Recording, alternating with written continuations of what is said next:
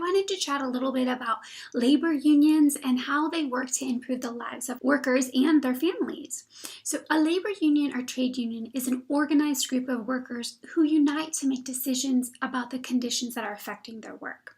Labor unions strive to bring economic justice to the workplace and ultimately social justice to the nation, which we've seen great strides in the last decades.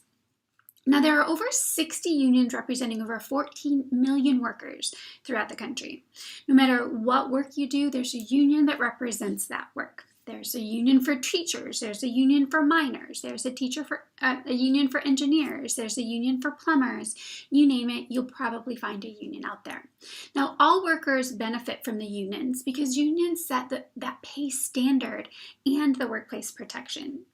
Now, union members benefit mostly from the union's collective bargaining power to negotiate with employers on their behalf, and we're going to talk about that throughout this semester.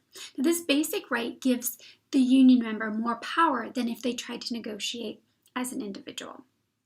Now, some of the benefits of union membership: union members make an average of 30% more than their non-union workers.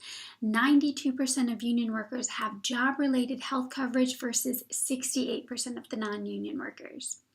Union workers are more likely to have guaranteed pensions than their non-union counterparts. Now, unions help protect employees from the unjust dismissal through the collective bargaining agreements, and those are also called CBAs. Union members also benefit from having a collective power to go on strike, and we're going to talk about strike later this semester. A strike is when a group of workers stops working either in protest of labor conditions or as a bargaining tool during the negotiations. Now, unions are good for America and all Americans for the most part. We don't see as many as we used to in the past, but we definitely there's still value in them. Unions are associated with higher productivity, lower employee turnover, improved working conditions, and workplace communication, and a better trained workforce.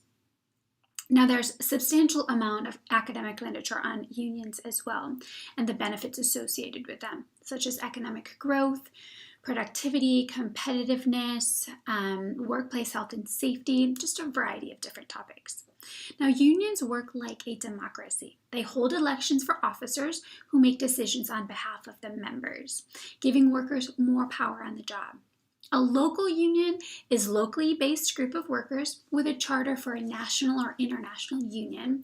A couple of examples of that would be the SEIU, or Service Employees International Union, and another one would be the UAW, which is the United Auto Workers.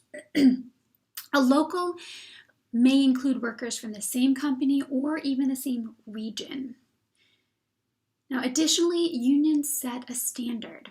According to the Economic Policy Institute report, a high school graduate whose workplace is not unionized, but whose industry is 25% unionized, is paid 5% more than similar workers in less unionized industries. So as we can see, unions provide great value to our workplace and to society as a whole.